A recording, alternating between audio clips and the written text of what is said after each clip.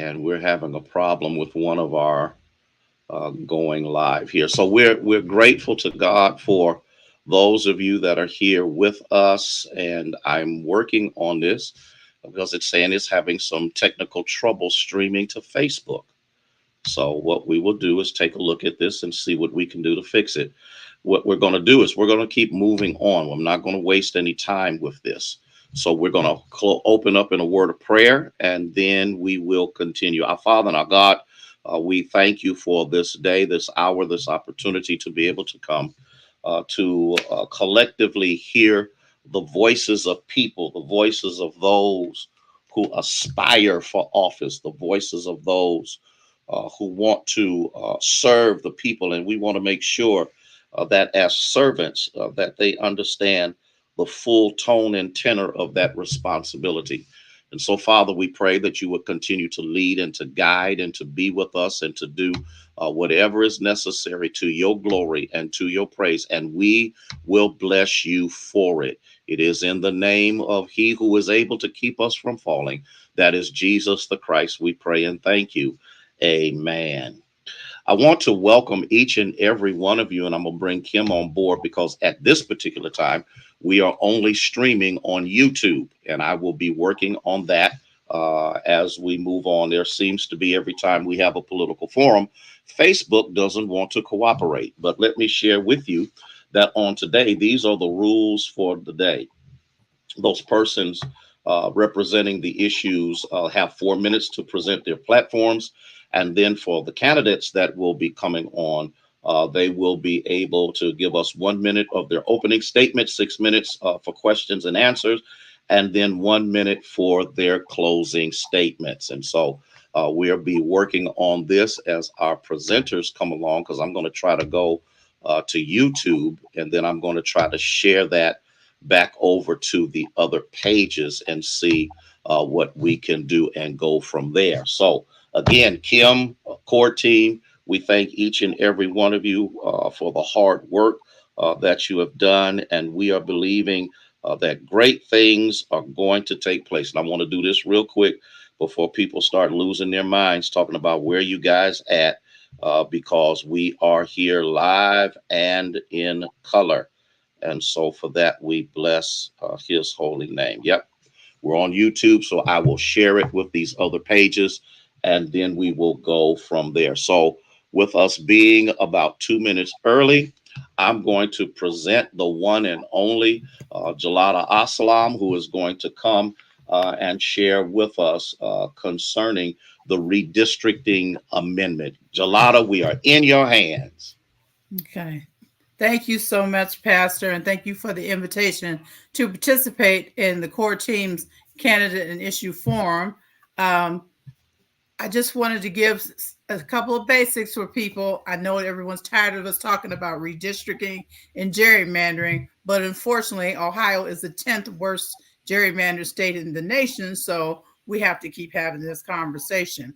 So the basics are, most people know this, but just in case, every 10 years after the census, the Ohio is required to redraw the district lines, both for the state legislature and for the federal congressional districts. And the last time that was done, it was done under a newly created redistricting commission and some new language in the Constitution that was supposed to avoid gerrymandering. Unfortunately, it didn't work. So we are still operating under very gerrymandered districts. The state legislature is overwhelmingly slanted. In the Ohio House, it's 61-38 for the majority party, which happens to be Republicans. In the Senate, it's 23-10, and our congressional districts is 10-5. So there is no fairness. What we want is this Citizens Not Politicians amendment to get on the ballot this November and hopefully to pass. Now, what that will do is it's going to create a new redistricting commission that's going to remove all the elected officials from the process. We know that elected officials draw lines that basically make sure that they get reelected. So the commission will be made up of 15 people, 5 Democrats, 5 Republicans, and 5 independents. None of those people are permitted to be politicians, lobbyists, or officers of either political party. That the commission will also be required to draw fair districts, and they will not be allowed to draw districts that will favor or harm any party or individual politician. And they're also going to be required to operate in public and in the open, because now those meetings will be recorded and will be televised. They won't be able to cut deals in the back room and then vote on those, and people just was kind of out of luck. So we really want to see this get this on the ballot. We need 414,000 signatures. That is in the process. If you see somebody and they ask you to sign, please sign the petition. It is to make sure that we get this on the ballot and then we pass a new redistricting process so we can eliminate gerrymandering in Ohio, hopefully for once and for all. And so we are all represented fairly across both our state and our congressional district lines.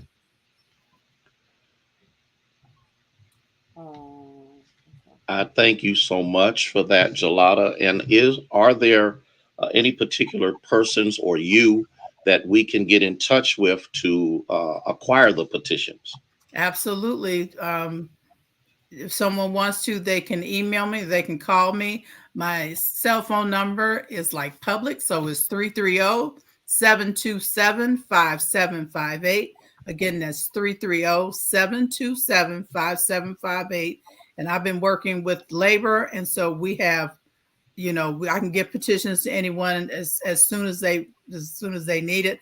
I've turned in some completed ones. I'm just continuing to get them, turn them in, get some more, turn them in. So if people need them, I will definitely make sure that you get some. Well, I thank you so much, Gelada. I appreciate that. And we're getting these pages to come up slowly but surely. So thank you for your time and your efforts and all that you do. Okay. Thank you so much. All right. Well, we have one more person that is coming, and Audrey Tillis is going to share with us concerning the Mahoning City renewal of the 0.75% sales tax. So you can just go ahead and we're going to see what else we can do to get this straightened out. We are in your hands. Thank you, Pastor, and giving you honor. And thank you for all you guys do. And Kim, thank you for allowing us to present today. And this is for the Mahoning County justice tax. It's a 0.75% renewal. This tax has been in place since 2014. We took a 0.5% that used to be in the general fund and established that with an additional 0.25% as a justice tax. On $100, that's like 75 cents. If you go buy some for 100, 75 cents goes towards the justice. This is, again, I want to stress that this is a renewal. Right now, the justice tax was set aside, and that fund is set aside, restricted for those departments that are in the justice fund. That includes the sheriff, the prosecutor's office, the coroner's office, and 911 dispatch. And there's a little bit of admin fee. Mainly that's money that goes back to the state from the sales tax. They take 1% of what's collected. The tax generates just under $32 million.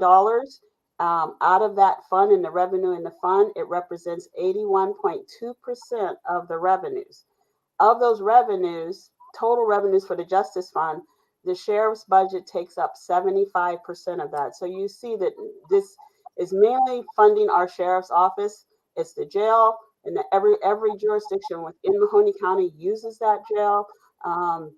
It's all of the officers, it's the mutual aid, it's all of our proactive services that are there also, that deals with different trafficking, different task force for drug enforcement, FBI, U.S. Marshals Task Force, all of those things that we can do in addition to what the sheriff normally does are able to be done because of this tax.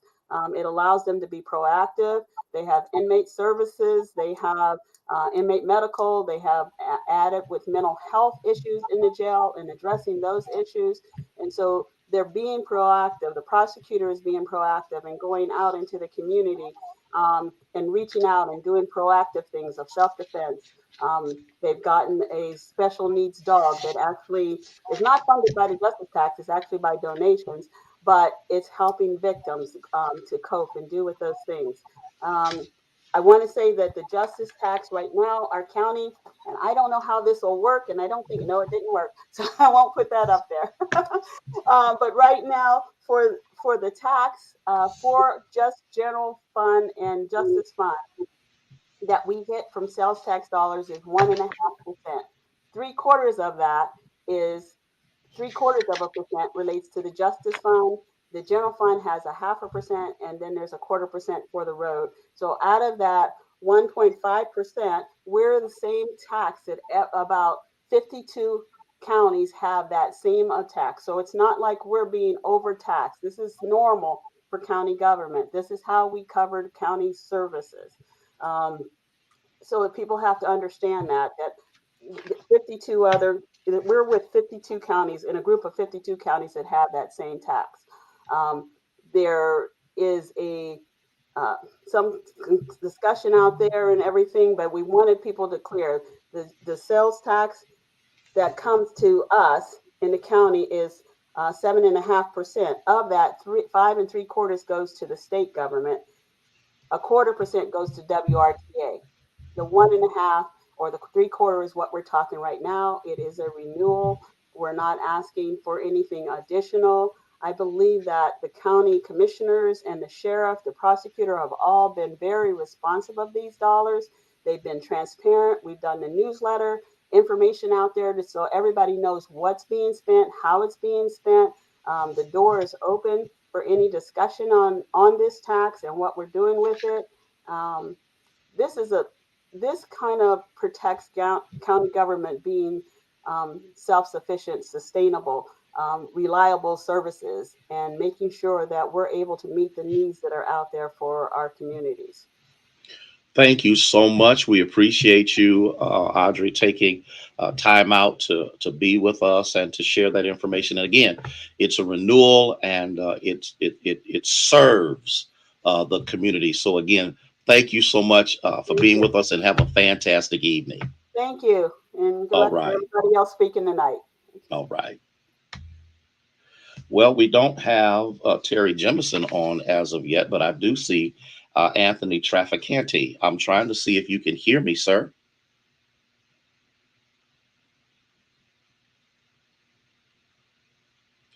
Okay. So we, at this particular time, don't have any of our other candidates that are supposed to be online at this time.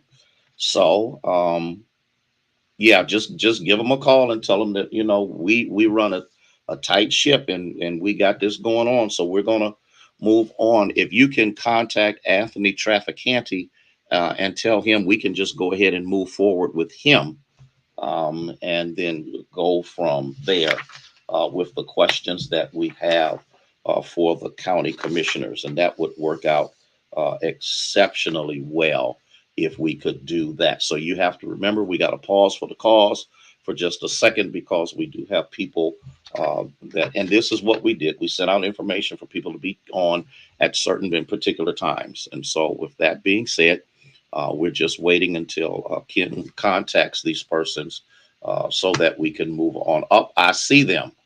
I see them now. So let me go ahead and do what I need to do here. And we will now have, here we go. We have our dear sister who is here in the person of Judge Terry Jameson. Thank you so much for being here, my friend. We're going to give you a minute to introduce yourself, 6 minutes for questions and answers, and then 1 minute for wrapping up. So we're now in your hands. Reverend Harrison, for allowing me to be here. I am Judge Jameson. I am currently a judge in the 10th District Court of Appeals and a candidate for the Ohio Supreme Court. I have more than 11 years of judicial experience in Franklin County, 8.5 years on the domestic relations and juvenile court, 3 years on the appeal. I have been community oriented. I've been on the bench, started programs called the Compass Program, which allowed to divert men and women away from jail and giving them connection to community partners where they get their GED certificate and qualification for employment, and ultimately receive jobs. We received an award from the National Association for that program, and I'm very proud of the work that I do. I'm also the faculty scholarship single at Franklin University, and many of the that I run across the campus. I am the best. I more than 4 times any challenge that gives me. So I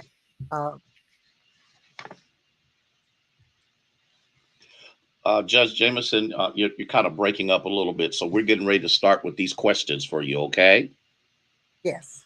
The first question is, with legislation for recreational marijuana in Ohio and voted on by the citizens, how can lawmakers propose and pass modifications after this proposal was passed by the people of Ohio?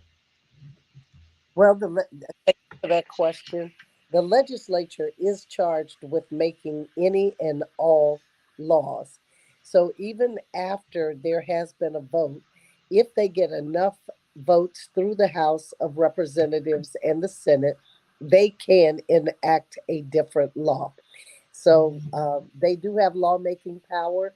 Those are the questions that would come before the Supreme Court because it would be a constitutional issue uh, because the Constitution has been amended. Okay. And the next question that I have for you, how will this law affect those who are currently incarcerated for possession of small amounts of marijuana? Well, thank you for that question. Laws are not retroactive. I would think that those individuals that are incarcerated for marijuana would have to go back to the judge that incarcerated them and perhaps ask for a judicial release. But laws are not retroactive. It will only affect those going forward. Okay. That was the end of the questions, but the thing that I would like for you to address for just a moment is, where is your heart in the midst of all of this? Well, thank you for that question. My heart has always been as a person that represents all Ohioans. When private practice, I was a criminal defense attorney predominantly, and I traveled around this state. The reason I ran for judge is because I kept going into rooms where there were no minorities. Oftentimes, I might be the only minority in the room. I think we bring our culture, we bring sensitivity and empathy to this job. And my heart is always there to represent families and individuals and to represent the will of voters of Ohio. I swore an oath to uphold the U.S. Constitution and the Ohio Constitution, and the will of the voters has spoken on these issues, and it's up to the law, the judges, to back up the will of the people. And just give us your closing statement. Thank you. I believe that justice must be equal, and I am running on the platform of making equal justice and taking it from concept to reality. It's time for the voters to have someone on the court that puts the will of the people, the laws, the Constitution as enacted in the forefront. I'm a person of faith. I'm a person that believes that we can do whatever is necessary to make justice a reality for everyone. The law may not be on your side, but you deserve to be treated with dignity and respect. I am the judge that voters know I ran in 2022 for the Supreme Court and got 43% of the vote. I laid a foundation and I've kept that foundation stable to go back to the voters again and say, you've had an opportunity to meet me. It's time us to get on the same page and make justice a reality for everyone, not just for the rich, not for those that are in special classes, but for every race, for every economic situation, for everybody. It has to be fair, impartial, and equal. Thank you so much. Judge Jemison, thank you so much for being here with us tonight, and we appreciate you taking time out of your hectic schedule to be a part of this forum. Be blessed now. Thank you. At this time, we're going to move forward, and we're going to look at the 6th Congressional District. And we're going to start with the first candidate, who is Raylan Finzer. I'm tearing up your name. So I'm going to let you come on board. And by doing this, you can make sure I get you. You tell me what your name is so that I quit tearing up stuff. You have 1 minute for an introduction, 6 minutes for questions and answers, and then 1 minute to summarize and give us your closing statement. We're in your hands. Uh, Thank you, Pastor Harrison. My name is Rylan Finzer. I'm the former Stark County Young Democrats president. In 2020, I was elected precinct captain of Perry Township Precinct 5 in Stark County. I'm the son of a Navy veteran and a small business owner. I am running to flip 6 blue this June. Bill Johnson was an ineffective legislature for all of District 6. Whenever I go around knocking on doors, I ask people, I say, over the past 14 years, what has the GOP and Bill Johnson done for you? I get a big resounding big fat nothing. So, this is the chance for Democrats to actually flip 6 blue. And I'm going to go ahead and work with all 11 counties to get it done. I having been elected to a precinct captain seat, I know what the title, enrolls for the folks that are doing that position. And those folks are going to be our boots on the ground, and we're going to get them campaign materials to go around to their neighbors in their precinct and say, hey, folks, get out and vote for Rylan. He's a young Democrat. I turned 30 at the end of this month. So, I'm really ready and energized to get this done. And so is Stark County. I have been endorsed by the Stark County Stonewall Democrats, and Stark County has been very supportive of this campaign, and they're looking to flip 6 blue. We already have Amelia Sykes representing District 13 in half of Stark County. And so now we want to go ahead and flip 6 blue. Let me ask you this question then, since I know you're ready to roll, okay? The question is, with the increase of gun-related crimes, what is your position on gun control policies? So I think we need to expand universal background checks on all gun purchases and close the gun show loophole. I don't want to be labeled as someone that's, going to come after your guns or take your guns. People in District 6, they tend to lean a little bit more conservative, but there are a lot of centrists out there and a lot of Democrats as well that are concerned about their Second Amendment rights. So I will push to make sure that, nobody's going to come after your guns. Nobody's going to take your guns. But we do need to do something to cut down on the amount of crime that is happening in our cities. And I believe something that needs to be done with that is including, rolling out a nationwide SOP for our police. So like a standard operating procedure. When you go from one department to another, they can all have different procedures, policies in places. And that leads to different education standards for their forces as well. So we need to make sure that we have a national education standard for our police and properly fund those departments that accept those standards. And then we need to, increase jobs in our area as well. The economy has suffered, and because the economy and the people are suffering, crime goes up. So we have got to get the work situation under control as well. Let me ask you this question: that should parents or guardians be held accountable when minors have access to firearms? Why or why not? Absolutely. And it's because they have a responsibility to make sure that those firearms are kept safe from their children. Okay. Last question I'm going to have for you. The Democrats are bringing up the John Lewis Voting Rights Act once again. If elected, would you support this bill? If so, why? If not, why?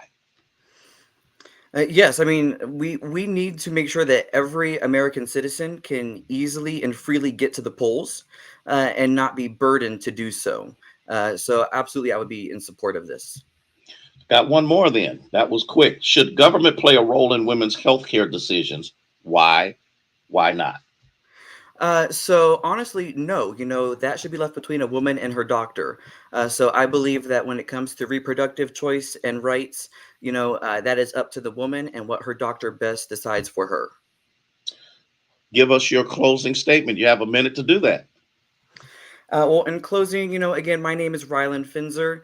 I'm a young Democrat running for U.S. House of Representatives here in District 6, the son of a Navy veteran, former Stark County Young Democrats president. And this June, on June 11th, we're going to flip 6 blue, but I need your help to do it. Rylan, thank you so much for being here with us. We appreciate the time that you have taken out and shared your platform. And it's good to see some young people with enthusiasm. Absolutely. Yes, we got to get more folks running for office out here. It's important. I appreciate you more than you know. You have a fantastic evening, and thank you so much for being here. Thank you. You too, Pastor Harrison. All right. Well, we're grateful to God for that. We have another candidate for the 6th congressional district in the person of Rick Chai. I'm not sure if he's here. I don't see Rick. So here's what I'm going to do. I'm going to go over to Michael Kirkchak. And what we're going to do is give you 1 minute for introduction, 6 minutes for questions and answers, and then 1 minute for your closing statement. So, Michael, we're in your hands. Sounds great. Hello, everyone. Pastor, thank you for putting this on, sir. My name is Michael Kripchak, and I am running to help us save our democracy. Now, everything I'm going to talk about today comes down to one thing, and that's restoring the American dream. I'm originally from Youngstown, Ohio. I'm a current resident of our district. My mom was a Union teacher. My dad was a Union police officer and was a veteran in the Army who manned the Berlin Wall. I myself am a graduate of the U.S. Air Force Academy and was a veteran and a lieutenant in the U.S. Air Force. Our policies focus on 3 main areas. 1, bringing high pay, high skill, high dignity jobs back to the Valley, rejuvenating our public education system, as well as freeing farmers from the control of big agriculture. Thank you so much, Michael. I got a few questions for you. Yes, sir. I know you were listening in, so they're probably redundant, but I still have to ask these, okay? With the increase of gun-related crimes, what is your position on gun control policies? My position is that everything that we need to do is outlaid in the Constitution, including in the amendment, as well as in Article 2 of the U.S. Constitution. Look, the federal government is granted lots of control when it comes to setting order and discipline for our militias at the state level. And so what that means for me is providing funding to the states, to different gun groups that provide training. We need to have better training for our firearm owners in our nation. And then also it includes creating areas of hope in our lives. There is so much violence and so much anger and hate because people lack hope. And that includes bringing back unions, bringing back jobs, as well as increasing our education level with our schools. Because teaching to the test does not work. We need to bring back the whole person concept. Okay, let me ask this. The Democrats are bringing up the John Lewis Voting Rights Act again. If elected, would you support this bill? Why or why not? Absolutely, I support this bill. This has been brought up to me several times, and what I say is that it's like asking me whether our citizens have the right to breathe. Look, we fought our rebellion against the British Empire so that people had a say in their government, and that is a fundamental right, no matter what the Supreme Court has said to us right now. That is a fundamental right to me, and for us to actually enshrine that into law with the John Lewis Voting Rights Advancement Act would be fundamental for our democracy. Excellent. Should parents or guardians be held accountable when minors have access to firearms? Yes, sir. It is an unfortunate situation that this is what it's come down to, because different parties in our nation have refused to take any action in reducing this violence. But just like many other acts that minors perform, and when they break laws, their parents and guardians are held responsible. This is not a situation that any of us are happy to be in, not only because of the topic matter, but because of the intransigence of different parties to actually keep anything from changing and moving forward. So these are the steps that we've had to come to in order to get gun violence in our nation under control. So let me ask this: what would you propose to do, and have an impact on keeping the government open longer periods of time and not threatening the government shutdowns that we see a lot of lately? One of the strongest diplomatic strengths we have is our economic power. Ever since we switched to the fiat currency around 50 years ago, the world currency is based upon the dollar. Every single time we threaten this, it's like going to, if you had your money at a bank and every few months your bank was like, oh, we're threatening a shutdown, we may go bankrupt and go insolvent. It is ridiculous, and it is depowering to our nation, and it is depowering to our diplomatic strength around the world. This debt limit ceiling is something that's based off of when we had the gold standard, which again, we haven't had for 50 years. We are the wealthiest nation on the planet. For us to have these arguments, the only reason they happen is because the GOP has no solutions to anything, and they don't want to govern. And this is the only tool they can use to keep us all in a stranglehold. It does nothing but hurt all of us, and the people need to understand that. So, should government play a role in women's health care decisions? A woman's body is not the realm of the government. Again, because of the issues we're facing with a political party having no ideas on how to fix the wealth gap situation that we're in, that is bringing so much anger and fear and hate along into our communities, these are the things that they're focusing on. And in that case, then yes, I believe government needs to step in on the federal level in order to help protect women's rights. And again, it's another unfortunate situation that we have so many other issues that we could be focusing on and actually bettering the state of our people in our country, and we're forced to focus on this. But again, the woman's body, your body, is not the realm of the government. Michael, thank you. Give us your closing statement.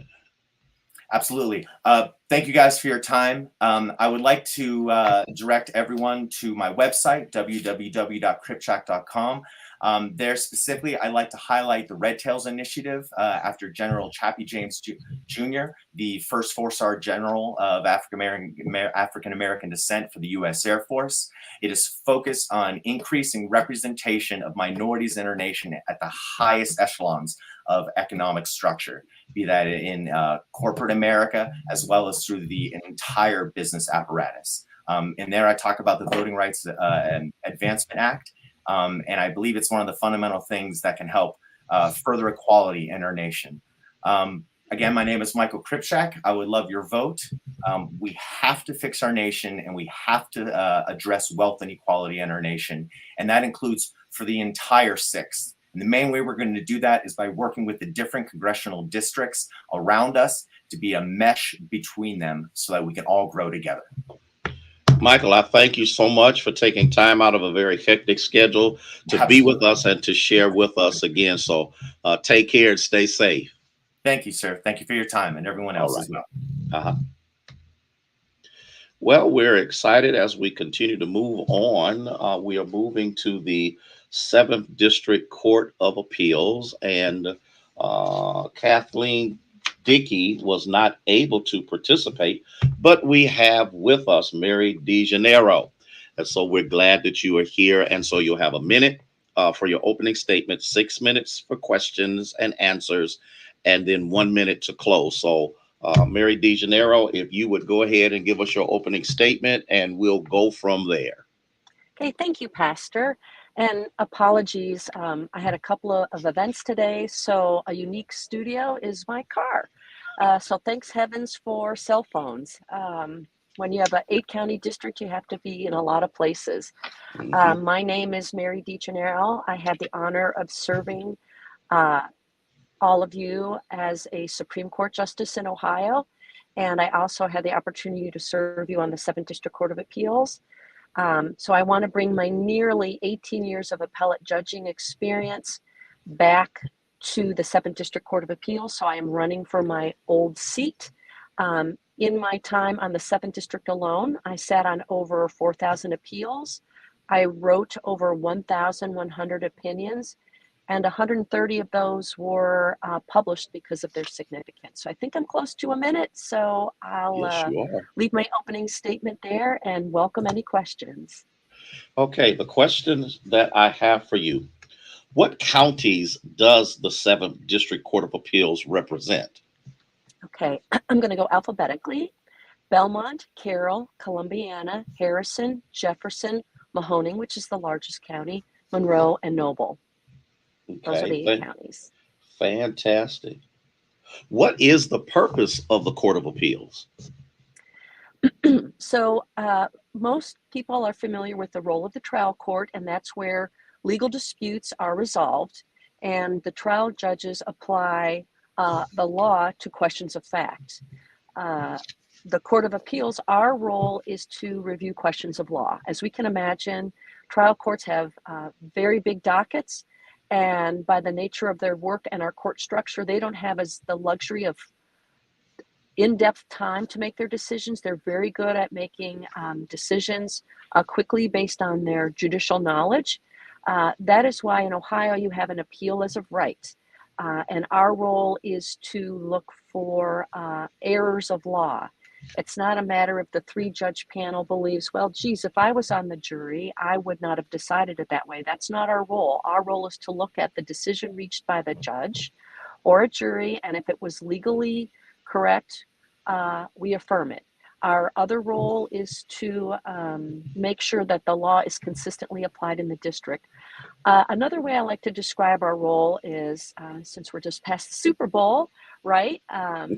Trial judges are like the referees right on the field. You know, they have to make those decisions quickly to keep the game moving along. The Court of Appeals judges are like the referees up in the booth where they, you know, the teams get so many requests to say, hey, have the referees in the booth look at this. So, because then we have the time to like look at the instant replay and make a little more, have a little more time to make the decision. But as we can all relate, different roles, we can only, to keep the system working, allot so much time for each level to make a decision. So that's basically what we do. Okay. Now, you were previously served as a judge in the 7th District Court of Appeals. If reelected to the Court of Appeals, would you do anything differently? As far as my work, no, because I have the experience and I know what I'm doing. However, something I would like to do is more in the community outreach and civic education. The court has, when I was there, and probably still has, a back to school program where we would pick appropriate cases and go to high schools and have hearings. The staff attorneys would go a few days ahead of time and explain the court system, teach the students, the kind of things they're going to hear. With the advent of COVID after my departure, but I know about it, the court had to create technology so hearings could continue while we were not able to come together in a variety of ways, as we all are very familiar with. So there's this technology in place, and I would like to expand our back to school program so that more schools can see our hearings, because we could stream them to the schools. So that would give more schools an opportunity to participate and watch a particular level of court in action. It's great. Every school we went to, the students had very interesting and challenging questions, and I think it's very important for office holders to be accessible and support teachers and school districts in their mission to educate our students. And I think, speaking for myself as a student way back when, it seems like we all got a lot more out of those real life opportunity learning experiences as opposed to just reading from a book. So that is something I would like to take up to the next level. Okay. And we can have the technology available to do that, and just go back and do what I always did, always be accessible to the public, serve on community boards and things like that, because I think lawyers and judges also have an obligation to be acceptable to the voters and the people that we serve, to make sure that they understand how their courts work, and dispel any myths, because unfortunately we all know there's like stuff on TV that can give public the misperception of what really goes on in their courts. And I want to instill confidence in the public that lawyers and judges day in and day out in Ohio are doing the people's work seriously and with a sense of purpose that everyone expects us to do. Well, I thank you so much. I'm going to ask this. Why do you want to do this? Go back to the bench. Mm-hmm. I miss it. So it was a huge honor to serve on the Ohio Supreme Court, and I wouldn't trade that experience for the world. I was not successful in holding that seat. I do like the job I am doing right now. It's building my legal experience. But when we had to move to Columbus, I missed being in the Valley. And I missed those connections, because those nearly 18 years, I got to know people on a much deeper level. Again, it was an honor to serve on the Supreme Court and serve all Ohioans, but you've got 88 counties. There's a lot of people to meet, and it's impossible to get to know them like you can when you're covering and representing 8 county districts. So because of COVID and the nature of my work, I was able to move back to the Valley and work remotely to keep on with my job at the state auditor's office.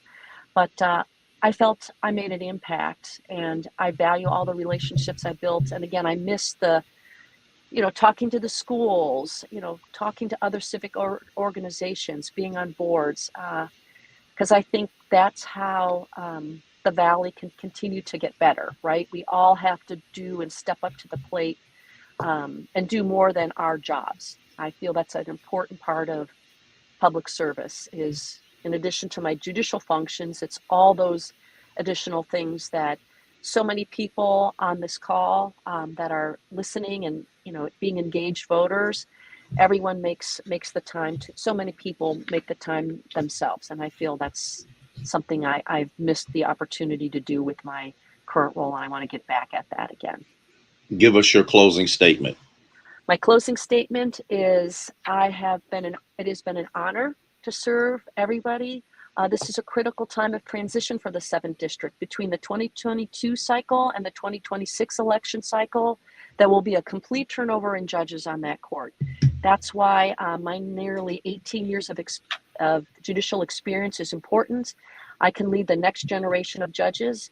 If I'm elected this time, and then 6 years from now, I will be able to serve 2 terms, which is 12 years. And I know at that point, I will be leaving the court in seasoned good hands. So I thank everyone for their devotion to civic engagement. I thank the church for providing this valuable opportunity for candidates and voters to meet. Thank you all. And again, I'm Mary DiGennaro, and I would appreciate your vote for the 7th District Court of Appeals in the primary. And God bless everyone. We thank you so much for being here with us, and stay safe as you continue to travel, okay? Thank you, Pastor. Hi, Kim. Okay, bye, everyone. Take care now. Bye. Okay, we are grateful for her coming on, and then I'm trying to get him in here. Our next person is Anthony Trafficante. Can you hear us, sir? Yes, I can. Oh, fantastic. That's what I'm talking about. And you're looking good. And Kim, too. We're trying to do the best we can to represent, okay? You're doing great, Pastor. What we're going to do is give you a minute for your opening statement, and then we're going to have 6 minutes, questions and answers, and then your closing statement. So go ahead and give us your opening statement at this time. Thank you very much. I'm Anthony Trafficante. I have been your county commissioner. I have served for 5 terms in this position. I was born and raised in Youngstown, Ohio, continued to live here, and earn here. I've had the great privilege of representing all of our constituents as a county commissioner, but also in the past working as a chief of staff and director for Congressman Jim Traficant. So I know the Valley, and I think it's very important that you keep consistency in this office, because basically what it comes down to is putting somebody in this seat that understands the community and knows the community. We have people in this community who have many needs. We have people that depend on various services and agencies that we provide as county commissioner. And I believe that in my role as commissioner, I have been strong in that, and I have led in that. And I've always, always had the ear of the community, and I've always availed myself and been accessible to every single person. When somebody meets me, they're met with a smile and a handshake or a cup of coffee. I've always had an open door policy. My door's open to everybody in the community. I know the religious community, the religious leaders. I've been to many, many churches throughout Mahoning County and in the city of Youngstown. And I know the families of this community. So I would like to continue to do that. And also, I'm very proud that I have started getting a lot of endorsements through labor and also the YWBC. And I'm very proud of that and look forward to carrying that for a new term as your county commissioner. Okay, well, here's our first question for you. Okay. In September of 2023, Auditor Ralph Meacham stated that the value of the homes in Youngstown, Struthers, and Campbell have increased by 50 to 47%. With these factors, what were the factors that contributed to such a large increase? Well, you had that huge housing boom with respect to everybody's homes, in my opinion, were overvalued.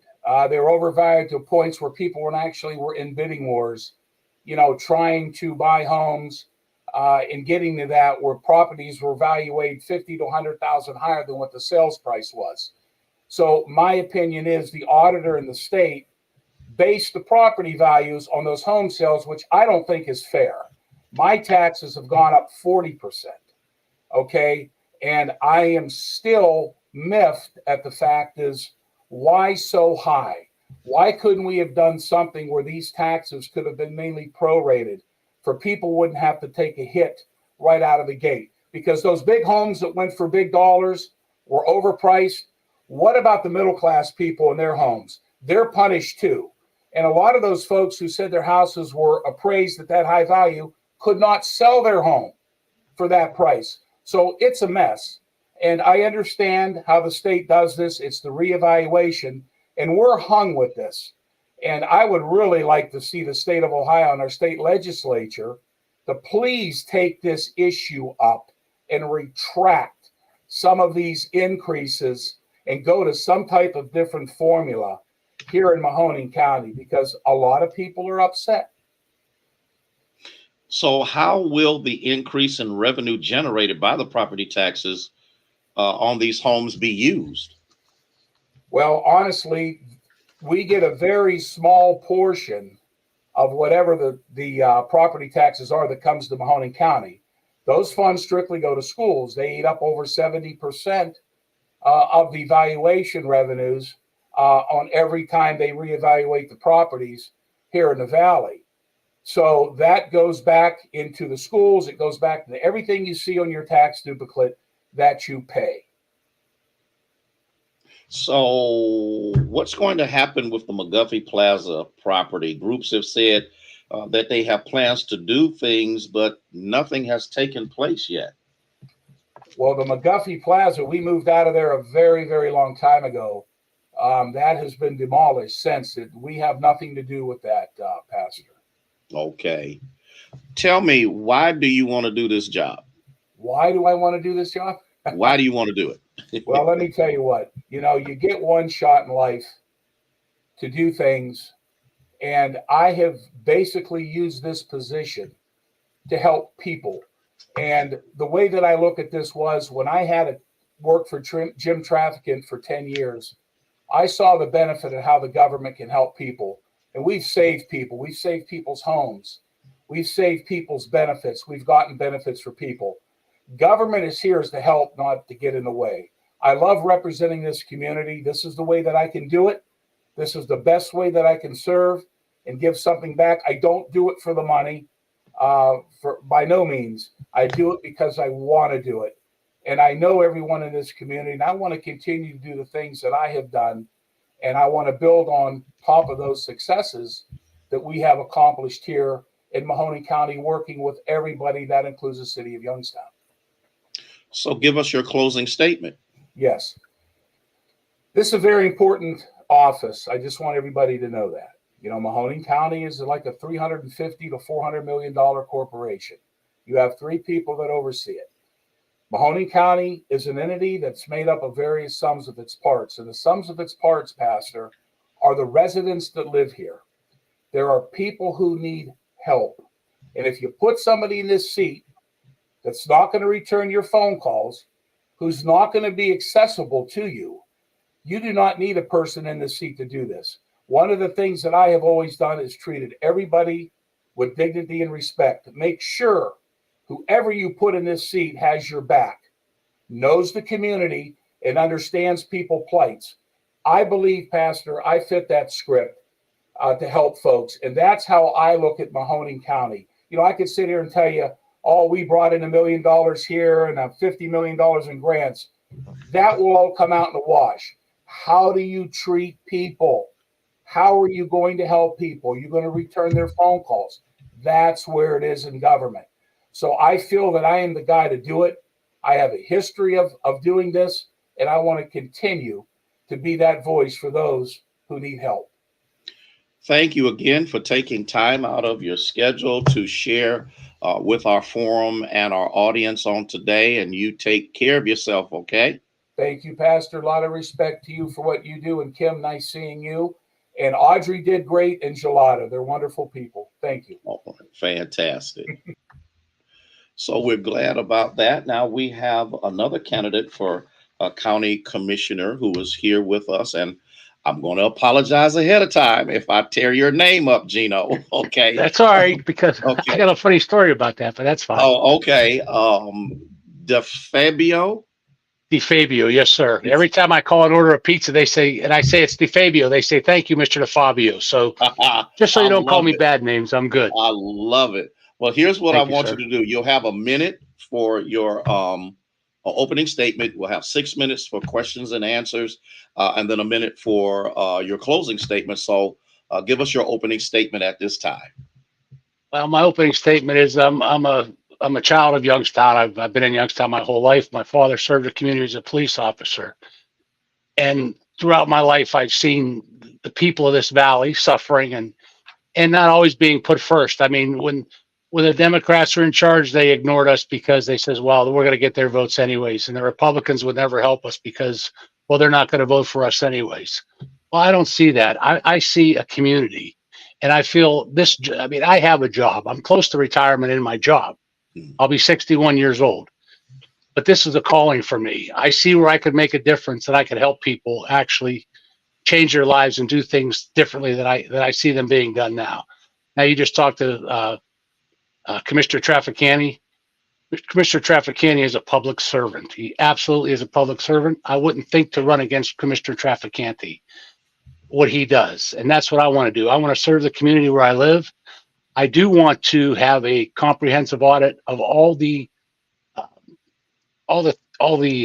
government Mahoney County commissioners have control over, because not everybody here is the smartest person in the room.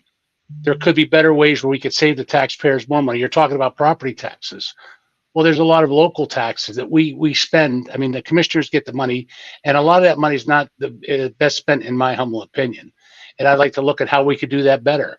I'd like to make sure that when we hire somebody, they're the best and the brightest, not just related to a commissioner or related to somebody else, or where they feel they're owed a job. Well, let me ask you a question. Yes, This sir. is the same question that we asked Commissioner Trafficani in September 2023. Auditor Ralph Beecham stated that the home values in Youngstown, Struthers, and Campbell have increased by 50 to 57%. With those factors, what were the factors that brought about such a large increase in property Well, values? well, I can tell you this: my son, for the last 2 years, has been looking to buy a home, which he just purchased, and a lot of the homes in our area were bought by out of town people. They buy them to flip them, and I mean that draws the price up. I mean, people were offering more than the asking price; they're paying more than the asking price, to the point where it's out of hand. I mean, the housing costs, the property taxes, it's all out of hand. That's more for the state legislature to get a hold of, and I wish they would. I wish they worked harder, because there's a lot of people that are suffering. I mean, you have to pay your property tax. You know, you never own your home to begin with. You know, I mean, after you pay it off, you're still. I mean, you're beholden to the government to pay your property tax, and anything that drives it up isn't a good thing. And I would do what I could. I would talk to my friends in the state legislature and everybody, say, you know, you have to work harder, because we're suffering here.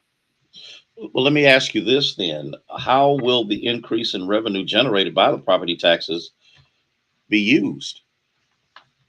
Well, that'd be up to who's ever doing the budget. I mean, we had a windfall there for a while with the COVID money, and some of that money went to good causes. I would like to have seen some of it going to infrastructure.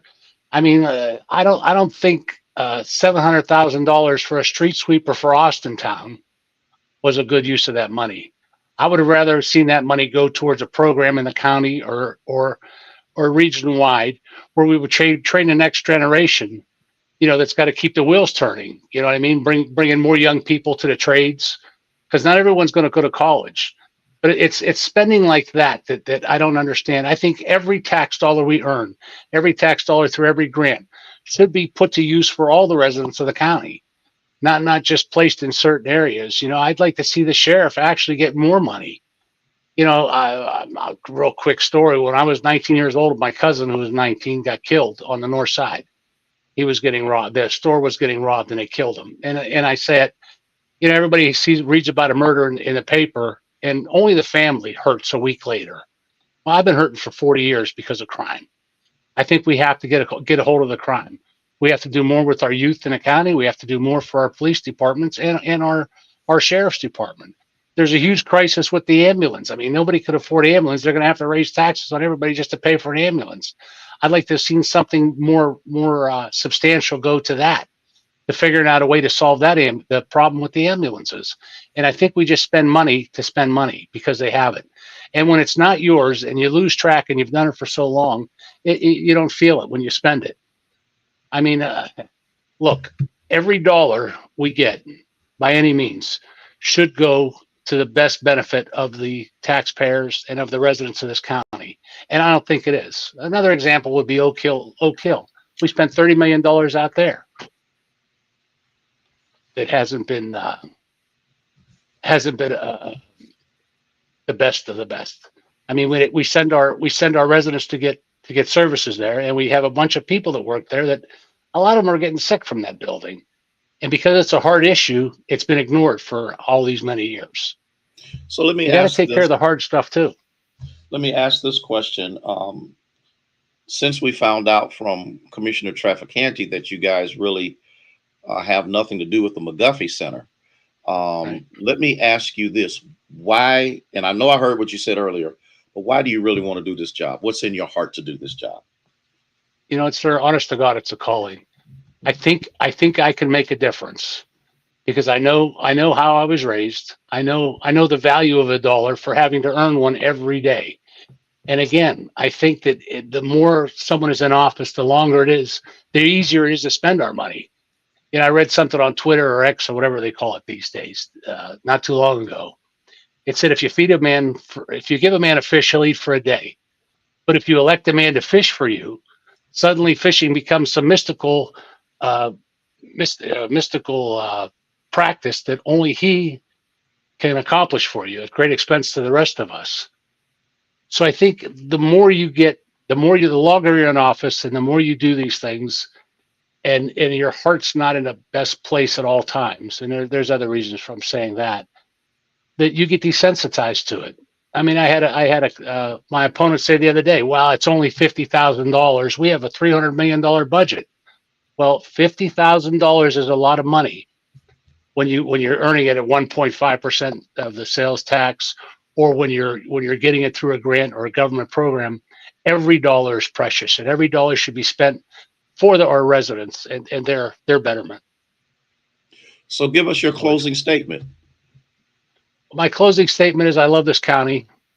I feel I'm called to serve. Like I said, my father was a policeman. That was a calling, because when he started in 1960, it sure wasn't for the money, but he loved to help people. He loved to get things done.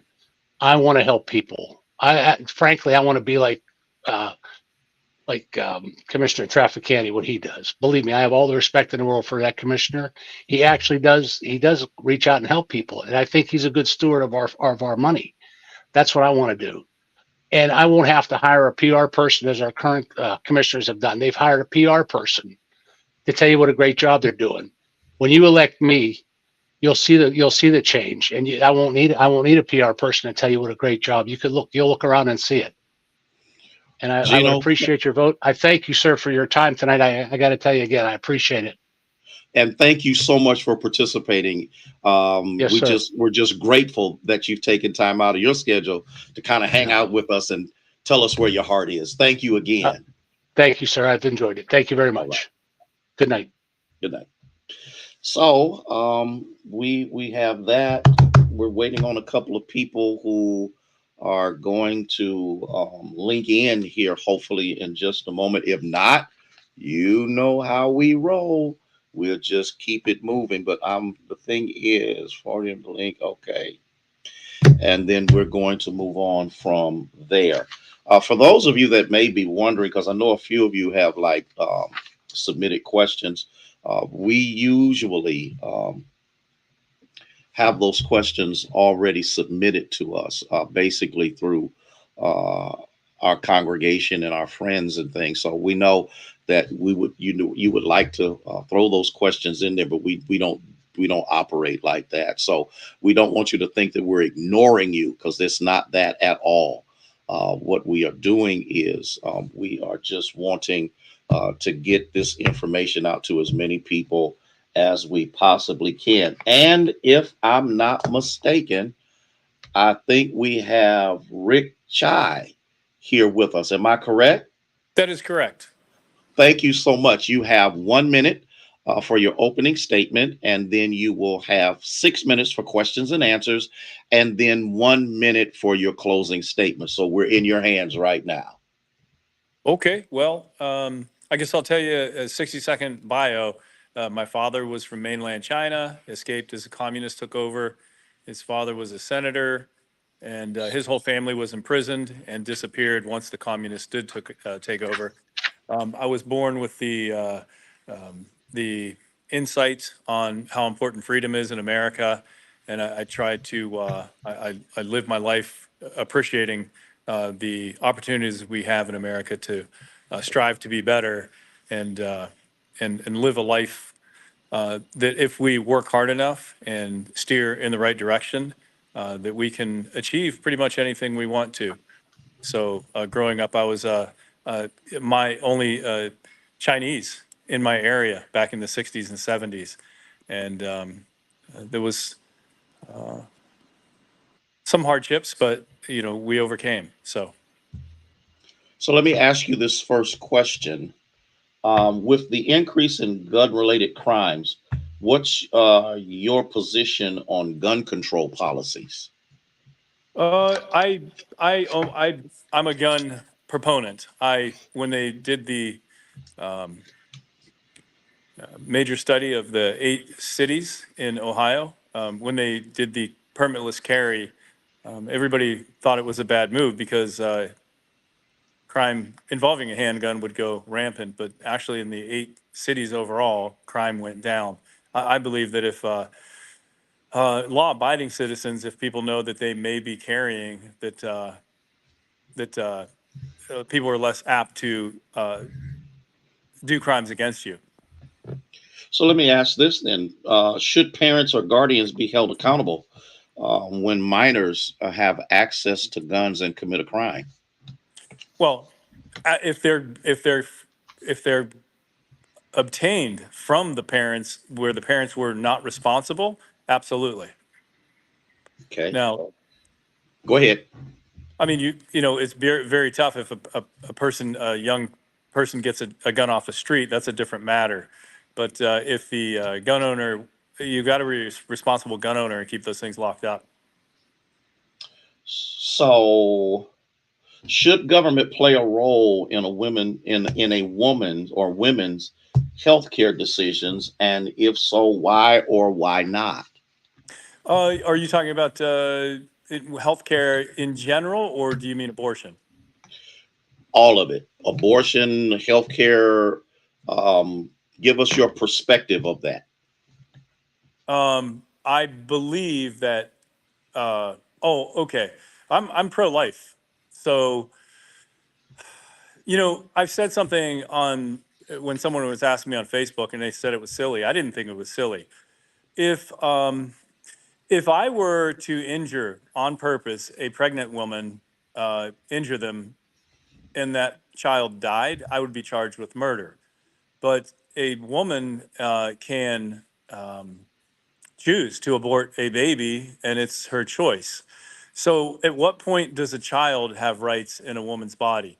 Now, I do make exceptions. I do make exceptions in cases of rape and incest, but I also say that if that woman does not decide within the first 6 weeks or so that she realizes she is pregnant and that child starts developing, then they're going to have that child has rights at that point. Let me ask you this. The Democrats are bringing up the John Lewis Voting Rights Act again. If elected, would you support the bill? Why or why not? So I should also explain that I am running because of what they did in my town, East Palestine, Ohio, and the corruption that I fought from Norfolk Southern to EPA and CDC. I do not claim to know all the bills and laws. So some of those things, but I'm a quick learner. I built one of the largest chiropractic offices in the nation. I'm an astute businessman. And I think I can get things done, but I do not know this law that you're speaking of. Okay. Excuse me. What do you propose to do that can have an impact on keeping the government open longer periods of time without threatening a government shutdown? That is a good question. So what would I propose to do? Mhm. I'm going to say that I'm not quite sure on that one. I do Okay. know the government shutdown is I'm assuming it's from overspending and people don't want to. Well, it depends. I'm not sure why it's being shut down this time. Okay. Well, give us your closing statement. My closing statement. So you've hit me with a couple questions that I'm not going to pretend that and give you a 5-minute spin that I know something. I will tell you this, that we all have differences. I'm a very loving person, but I'm also a very law-abiding person. And let's talk about this really quickly here. So some people say my lack of experience may hinder me. I will tell you that I was responsible for the EPA expanding its map of contamination in my town by exposing the lies and corruption from the EPA and the CDC. And so I didn't know how to deal with a chemical disaster either. And I think I handled it pretty well. And there's always going to be things coming down the line that politicians don't know, such as COVID. And you have to deal with them as they come, and you have to assess the situation and do the best you can. So as for the two questions that I'm unaware of, I do apologize. But like I said, I can get things done, and D6, and I will fight for you. You have nothing to apologize for. We appreciate your honesty, and that means more than anything else. So, Rick, you have a great evening. Thank you so much for I being am so able to get sorry. I'm on here. stuck here 2.5 hours down south, and I thought we would be back. So I do apologize for my absence or my late coming in here. So thank you Not so a much. problem. We were able to get you in, and it worked out just fine. Okay. So, Okay. thank you so much for being here. Thank you for having me. Thank you. All right. Okay. Bye. All right. So we're moving on. David Ditchler is having a problem in getting. I told Kim to just send him the link again, and hopefully he'll be able to click on to it and go from there. But we do have, and Daniel, I'm not going to tear up your last name.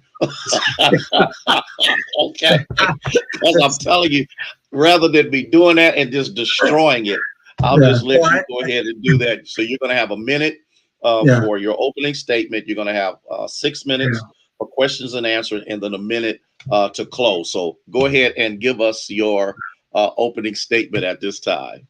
All right. Thank you. Well, I appreciate your honesty, Pastor Harrison. Yes. My name is Dan DeCenzo. I am currently serving as Mahoning County's Clerk of Courts. I was appointed through an election by the Mahoning County Democratic Party Central Committee to take over and serve the remainder of our previous longtime Clerk of Courts, Tony Vivo, the remainder of his term. I assumed office on October 1st, 2023, and have been serving in that role since. I have been a licensed attorney in the state of Ohio for over 25 years, just a little.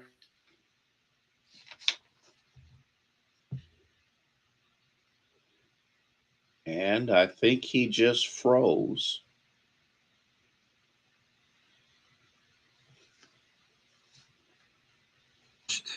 Okay. Did I There, lose you're you? back. You're back. Okay. You froze for a second.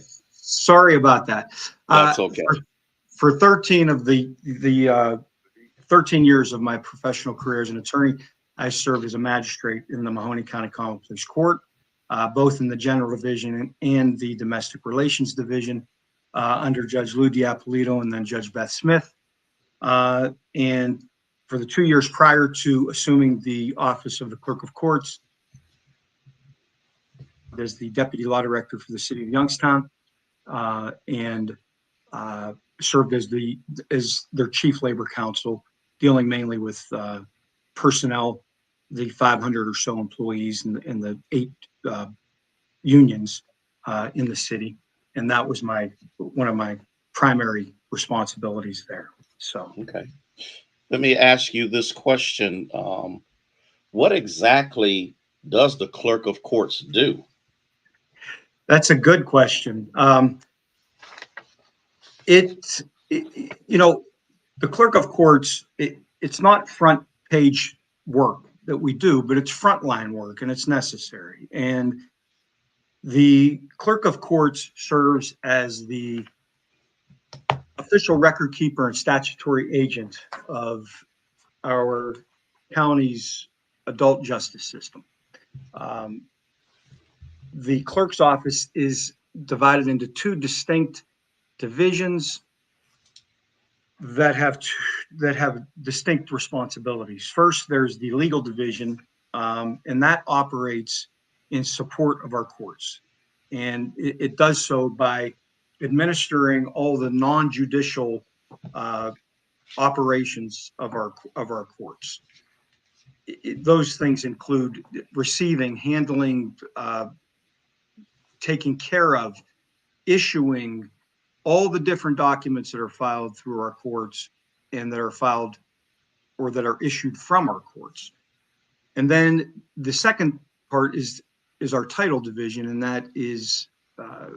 that's our office located in Oak Hill and the Renaissance Plaza at Oak Hill, and that is the responsibilities there involve we oversee and serve the processing for all the auto titles, the watercraft titles, and all the passport applications that are processed within Mahoning County. So we operate quietly in the background, and it's normal for people to not really know what the clerk does because you don't hear a lot about the clerk's role, and that's because we operate separately and on our own, but in support of the court. So if we're doing our job, you're not going to hear about us at all, and that's a good thing. Okay, let me ask this question: is there anything, if elected, that you could do to make the Clerk of Courts run even more efficiently or effectively? Yes, I believe so. Over the last 4 or 5 months now, I'm in the process of implementing 4 programs that I believe, along with my supervisory staff, believe that will make the court run more efficiently, more effectively, and will also serve the people of Mahoney County better than in a way that will provide more services, more convenience, and just serve the people in a more practical way.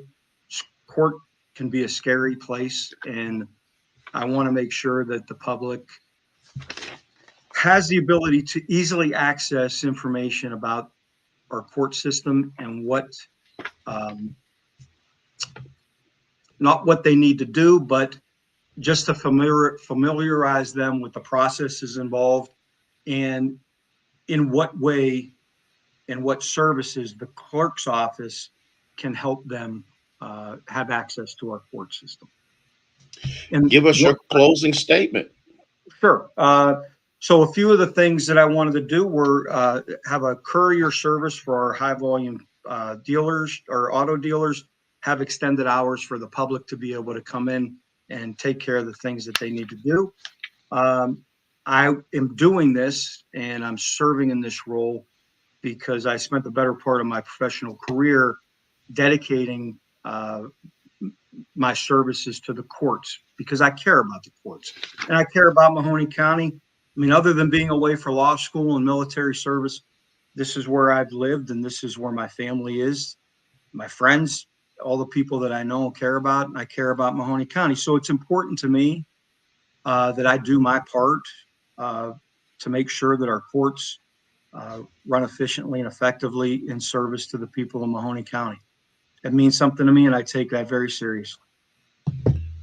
Well, I appreciate that, Daniel, so much. Thank you for giving us this opportunity to have a better understanding of what the Clerk of Courts is all about. You have a fantastic evening and stay safe. Thank you.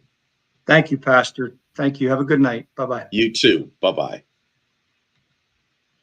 Okay, now we're rolling right along here. We're still having a couple of people who are having some minor technical difficulties. That's just the nature of the beast. But we do have Richard, and I'm going to bring him on board right now. And I'm gonna do Richard. I'm gonna do you like I did everybody else, so that I don't mess up everybody's last name, because I tear up names in the Bible. So I really don't want to tear up your name. Okay, so. We know that you are running for the recorder. And so what you're going to have is a minute for your opening statement, 6 minutes for questions and answers, and then a minute for your closing statement. So let's hear from you right now. All right. I appreciate the invitation. I've been an elected official for 19 years. I've served on the Mahoney County Education Service Center for 19 years. Automatically appointed to the Mahoney County Career Technical Center for 19 years. I also serve on the board of the Mahoney Valley Regional Council of Governments and the Mahoning Soil and Water Conservation District. And I'm very involved in nonprofit work in the Valley, probably most notably the William Holmes McGuffey Historical Society. So I've been around a long time. And I decided to run for a higher office because I feel that I have much to offer. So let me ask you this question. If elected, what are your plans for the recorder's office? Well, my number one priority would be customer service. Elected officials, agencies, work for the taxpayer. And I would like to raise the bar for professionalism and customer service. How would I do that? I would have quality professional development provided to the staff. Each staff member would be required to create, maintain, and be held accountable for at their evaluation using a professional development plan. I would order an efficiency productivity study to see how well we're doing and how we can improve. And then lastly, how are we going to gauge the results? I believe that customer surveys, actually hearing from taxpayers how we're doing, would be the metric that we would use to see if we're actually increasing our customer service. So, with that being said, in the age of modern technology, what would you do technologically that would enable the recorder's office to do an even better job? Well, number one, you could use a Google survey, which is very easy to do. It could be done by phone, by computer, by tablet. It will gauge the level of customer service. You could do it on a scale of 0 to 10. So the data would be real time and it would not be manipulated using paper and pencil. Give us your closing statement. Well, I'd like to take the opportunity to thank your church members for having the opportunity to talk to you tonight. I'm going to be retiring from Youngstown City Schools. I have a long history of working with city youth and families. I have a good reputation.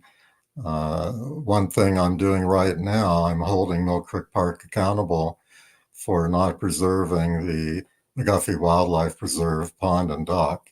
So I'm the type of public servant that doesn't just collect a paycheck. I give back to the community and I want to make the community a better place to live. Thank you. We appreciate you coming on and sharing with us, and kind of helps us to understand a little more of what you do and how it's done. So thank you so much for being here this evening, and you have a great day. Evening, not day, evening. Will we get some type of notification from you if we've been endorsed or not? That is kind of up to another organization. Our job as the core team ministry is just to get the information out. We're not the endorsers or anything. That usually comes through community mobilization. They are the ones that do the endorsing. So I would suggest you get in touch with Pastor Kenneth Simon or Jalata Asalam, and they would be able to guide you from that process on.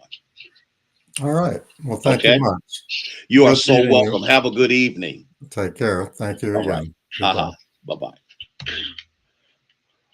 Well, I have on phone here. Wait a minute.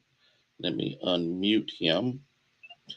I have David Ditzler on here with us right now. So I'm going to put him closer to the microphone. David, can you hear me? Yes, sir, I can. Okay. I hope everybody can hear him because I've got him as close as I possibly. You're going to have 1 minute for your opening statement, and then you're going to have 6 minutes for questions and answers, and then you'll have 1 minute for your closing statement. So, David, we're in your hands for your opening statement. Thank you, Pastor Harrison and Union Baptist Church. I really appreciate the opportunity. You know, I'm a lifetime resident of Mahoning County. I began working at Youngstown Sheet and Tube as a union worker in the 70s while earning 2 business degrees from Youngstown State University, ultimately becoming global sales manager in the steel industry, where I worked for almost 35 years. For the past 12 years, I've had the privilege to serve as your Mahoning County Commissioner. Got a proven track record of balancing budgets of more than $300 million, creating jobs, rebuilding infrastructure, and improving the health, safety, and welfare of the residents of Mahoning County. I'm proud that I've brought in diversity into the Mahoning County Commissioners in our hiring and promoting, achieved fiscal responsibility and stability in our government, and I'm proud of the proven results that our Board of Mahoning County Commissioners has achieved over the last 10 years as me part of their board. Thank you so much. I have some questions for you. And the first one, and it seems to be a rhetorical question that happens over and over again, but this thing about the McGuffey Plaza keeps coming up. So I believe Commissioner Trafficante made it clear that the commissioners really don't have anything to do with that. Is that correct? Yeah, you know, the only thing is we moved out of there, 20 years ago when Anthony and them got us into Oak Hill, but yeah, we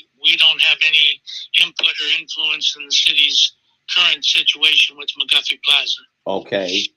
Then I'm going to ask the questions that I asked Commissioner Trafficante.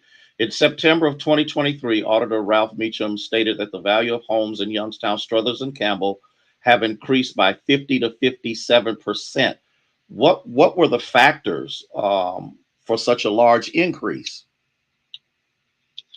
Well, I mean, I think that what happened is that the reassessment that the auditors do from the state level down to the county level every 7 years, we went through a period where the interest rates were so low that people were paying enormous prices for homes just to get homes in the Mahoning Valley, and it inflated all of the sales of the home values coming through that time period. But there again, our state legislature should have taken a look at things like that, and like they did the proposition in California, they restricted the home values from increasing the property value, the property taxes, by more than 2 or 3% annually. Our state legislature failed to do that, and in turn, we got a great boom of increase in taxes. 38% is an average in Mahoning County, but we should have had the ability to have that spread out over a number of years and not done all at one time. So, it's quite honestly, in my opinion, the fault of the state legislature in not mandating that be done over a period of time. So, with the revenue that's being generated, what's it used for? Well, actually, the revenue generated on local taxes is capped on what it can be used or what can be collected. So believe it or not, they don't collect as a whole more than what they were collecting in the past, because everything that you vote on locally now with the property tax is capped at the amount that it can collect when it's voted on in that specific time period. So there isn't an influx of excess funds coming into local government. Now the state of Ohio, they take the lion's share, so I don't know what goes back to the state. They impose their taxes on us. They don't vote on it like local government gets an opportunity to. Okay. Well, let me ask you this question. Why do you want to do this job? Over the past 10 years, it's just been an opportunity really to bring cooperation between the residents of Mahoning County, the elected officials, labor, private industry, and government. And we have come so far in in this period of time with being able to increase economic development, to create financial stability, to put us into a situation where, we have millions and millions going back into the infrastructure of Mahoning County. Right now, over the past 4 years, we've got building permits that value over $1 billion in 4 years. That means economic development. That means jobs. That means opportunities for the residents of Mahoning County. We've got some phenomenal projects started with bringing broadband around to every end of the county to make sure it's affordable, to make sure there's connectivity. We've got closed fiber optics going. We're working with the Mahoning Valley Partnership to make sure that we create opportunities, we retain jobs, we expand jobs. One of the things that we're working on currently with the Chamber and Eastgate and the Youngstown Foundation is, to bring workforce training and education and employment opportunities to everyone in Mahoning County. So there's so many great things that we have started, even especially with the ARPA projects. We have put so much out there into the community to help with respect to the projects that are being utilized, and and it's not just the county. Even though the city got their share of the ARPA, we put it into MyCap, we put it into the mobile market, we put it into revolving loan fund, Second Harvest, the Veterans Havens. We've done with the YWCA with Young Moms Assistance. We have put a lot of money into the county and made up a lot of the difference that the state cuts have driven down, that local communities have not had an opportunity to take advantage of. So, there's so much going on that is good. My outlook is to make sure that the continuity stays the same and we don't end up with a county like Trumbull where there's so much dysfunction going on. And that's what I think my opponent brings into this equation. So let me ask you this question. Is there a possibility that the commissioners can work with the surrounding areas and bring back flights to the Youngstown Warren Regional Airport? Yeah, we continue to do that on a regular basis. The bed tax that's collected, we use it for economic development, the Convention and Visitors Bureau, and the airport. And with respect to the airport, people don't realize that there's still over 150 flights a day going out of there. They're charters, they're military. There are a lot of personal planes, but we're trying to get one concrete airlines that can do charter flights or that can do flights for the average person to be able to participate in. And the problem is like anywhere else, Cleveland and Pittsburgh rule the region, and big fishy, little fish. So when somebody tries to come into Youngstown Warren Regional Airport, they get edicts from Pittsburgh and Cleveland if they're currently flying out of there. So there is a lot of things in the works. Our Port Authority Board does an amazing job, and they're diligently working on trying to bring commercial flights into the Mahoning Valley. Give us your closing statement. Well, I believe I'm the only candidate with the qualifications, the experience, and the education to be county commissioner. I've got a proven track record of success. I've brought cooperation and transparency to Mahoning County government. We're in the best financial condition we've been in decades. We have the highest bond rating. We've brought over $1 billion in just the last 4 years, which means jobs and opportunities for our Mahoning County residents. I've been endorsed by the Youngstown Warren Black Caucus, the Western Reserve Building Trades, the AFL-CIO, and most importantly, I ask for your endorsement with your vote to continue the progress that our Board of County Commissioners have made over the past 10 years. And we've got a lot of great and exciting things in plan and in the works. And I hopefully will be around for 4 more years to help see them all come to fruition. And Pastor, I appreciate the opportunity to be here tonight. And I thank you and everybody for giving me that opportunity. David, we appreciate you. Thank you so much. We finally figured out a way to get you on here, okay? Thank you, Pastor Harris. All right. Have a good evening now. You too. Bye-bye. Modern technology at its best. There's always a way. Always a way. Well, we have Gina is here with us. And again, let me get my statement out. I'm really not good with names. You can ask the members of Union. I will tear up a biblical name. So I refuse to tear up anybody else's name. So Gina, what you'll have is a minute. Okay. For your opening statement. And then you'll have, it'll be 6 minutes for questions and answers, and then a minute for your closing statement. So we're in your hands right now. Awesome. Thank you so much, Pastor. And I want to just thank Union Baptist for hosting this forum tonight. I am Gina DeGenova, and I am the Mahoning County Prosecutor. I am a lifelong area resident. I grew up in Niles, Ohio. I attended Niles McKinley High School, moved on to Youngstown State University, where I majored in criminal justice. I graduated with honors in 1996, and then I moved to Cleveland and started law school in 97, graduated in 2000. Didn't think I would ever move back to the area, but wanted to be closer to family. So I did return I went into private practice for 5 years. And I decided to join the prosecutor's office in 2005. I'm proud to say that as of today, I am the first female to ever hold the position of Mahoning County prosecutor since 1846, when Mahoning County was created. So that's 178 years to get a woman in this seat. So I'm very proud of that, and I take that very seriously. I've worked in the prosecutor's office for nearly 20 years. I started out as an assistant prosecutor, and over the years, I worked my way up the ladder.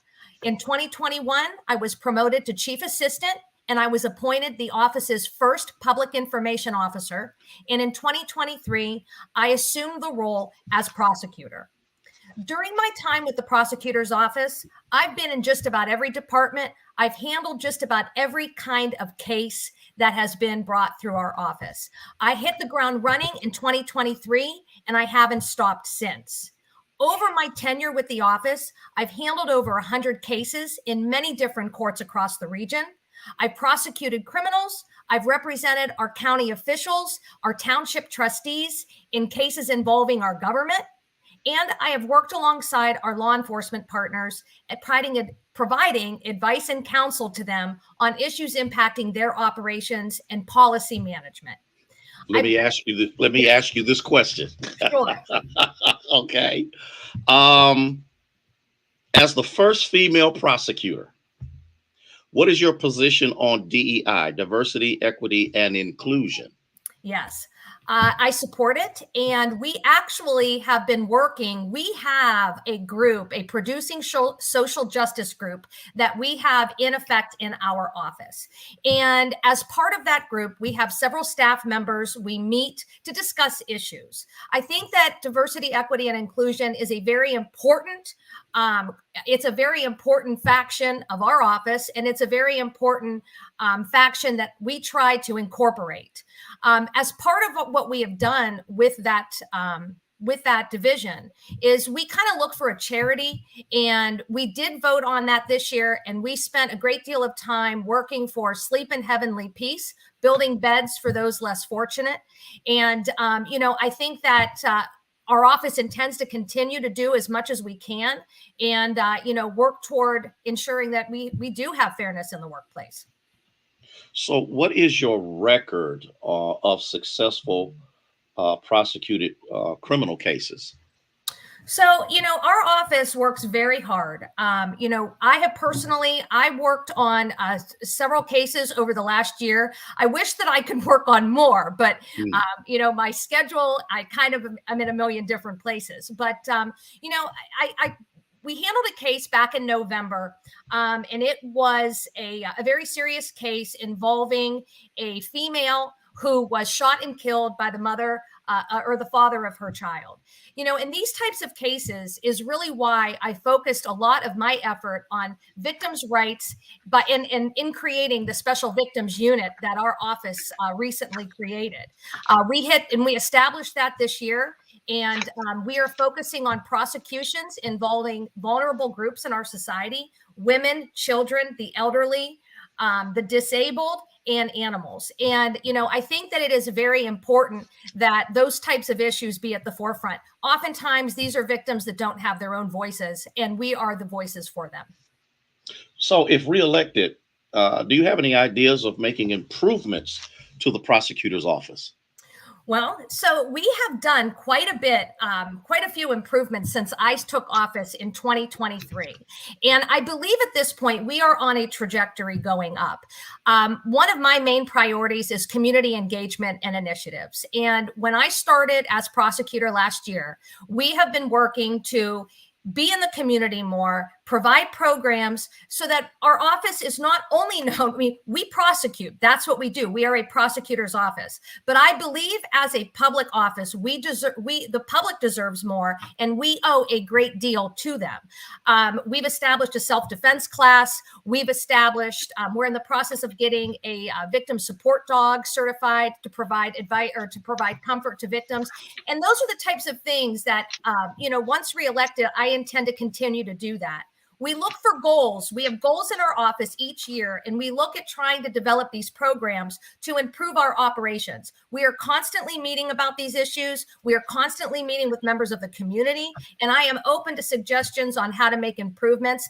I always want to do better. So let me ask this question. Why do you want to do this job? Well, you know what, Pastor? I love the job. I have been in the prosecutor's office since 2005, and I cannot honestly imagine doing anything else. You know, it's not often where the work that you do in your day-to-day life has the impact on a community and the ability to change lives. For me, as a mother, as a parent, to be able to go out, work with children, to provide information and resources for our elderly, to help victims of crime get through sometimes the most tragic event of their lives, and that's in a day's work. It's the most rewarding job I have ever had. And I will keep this job for as long as the community allows me to stay. So give us your closing statement. I will. So I wanted to thank you for the opportunity of talking with you all today and answering your questions. You know, as I said, I am truly committed to this job and to this community. I believe what sets me apart from other prosecutors, it's my belief that community engagement and outreach is a critical component of this job. I am present in the community. I speak with groups. I speak with students. I frequently attend block watches, and I participate in roundtable. We talked a little bit about the Special Victims Unit. That was such an important endeavor in our office, something that had been in development for many years, and we were finally able to implement it. It's such, like I said, it is so important that we protect oftentimes the voiceless and those that do not have a voice in our community. I developed a countywide self-defense class. We brought a golden retriever to serve as our first comfort dog. We created a registry to assist our residents who have developmental disabilities engage with law enforcement. I am the only candidate who has nearly 20 years of hands-on experience prosecuting cases, representing public officials on issues relating to government, managing an office of over 60 employees, ensuring fiscal responsibility over an annual budget in excess of $5 million, and working with the community to provide programs and initiatives that promote safety and crime reduction. I'm honored to have the opportunity to talk to you all, and I would be humbled and honored to have your support in November. Gina, thank you so much for being with us on this evening. I know the community is better informed because of your presentation on tonight. So you have a great evening. Thank you, Pastor. You too. All right. We are almost done because there's a couple of people that we hadn't heard from. We're waiting for one more person to get on a little early so that we can move forward. I pray that this forum that the court team puts together is informational and is beneficial for those who have been watching. So give us a second here. I'm not going to sing or anything like that. I refuse to do that right now. No, I'm just kidding. I'm just kidding. And so we've completed quite a bit on tonight. There was quite a few people that we needed to bring on with their presentations. And so we're going to give it another 30 seconds to see if they come on board. And if not, then we'll just move on and conclude, and you guys get to have the rest of your evening. But give us just a moment so I can see if we have. Excellent. So it won't be but a second. And you have to understand, no, I'm not singing, Debbie. What you have to understand is that when we get the confirmations of these persons, what we do is we time everything out to the minute. And when those hiccups happen, we just continue to move on. And so we have with us Dan Yema, who is going to talk to us about the treasurer's office. So here's what you have. You got a minute opening statement. We got 6 minutes for questions and answers, and then a closing statement of 1 minute. So Dan, we're in your hands. All right. Thank you. And good evening, everyone. I'm hoping I signed in properly and you can hear me. Yes. All right. Great. Good evening, ladies and gentlemen. I am currently serving as your county treasurer since 2011. I started in the treasurer's office in 2007. I was appointed treasurer in 11 when then current treasurer resigned. I ran for the full term in 2012, was successfully elected, and I have run for re-election in 2016, 2020, and now seeking re-election in 2024. Prior to that, I worked in banking and financial services, including 10 years as owner-operator of my own business. I have over 30 years experience in the financial services industry and wish to remain as your county treasurer. Thank you. So let me ask you this question. If reelected, would you make any changes to increase the efficiency of the treasurer's office? Well, Pastor, what I've been working on and will continue to work on is taking advantage of technology in order to streamline our processes. Several years ago, we increased electronic payment solutions available to our taxpayers to afford them more opportunities to make payments. That is going well, and we're seeing increasing usage each collection. I would continue to work towards those types of endeavors. Okay, excellent. So I'm going to ask this question, and I've asked this of many. Why do you want this job? I ask myself often, and I'm sure that you've received that answer from others as well. Mm-hmm. This job, I mentioned that I have over 30 years experience in this field.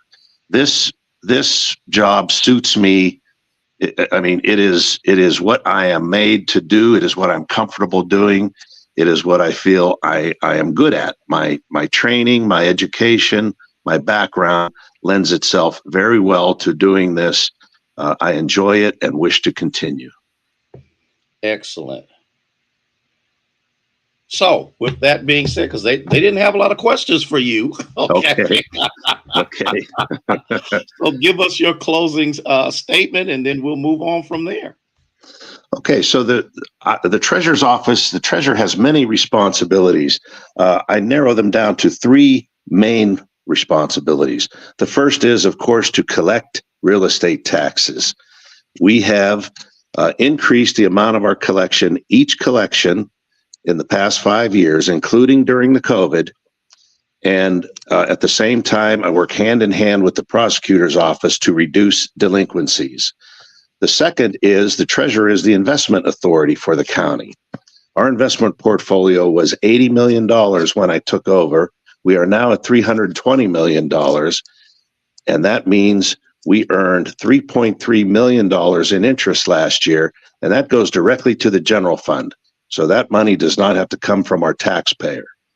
Third, the treasurer serves along with the county commissioners who serve on the board. The treasurer serves as chairman of the board of directors for the county land bank. We have, in the past 10 years, demolished over 2,000 tax delinquent and blighted properties throughout the county, with the concentration being in the city of Youngstown. We are now turning towards rehabilitation and new construction. I think maybe one of the reasons I didn't receive a lot of questions, I have been at many of these forums. I've attended various events and services at Union Baptist.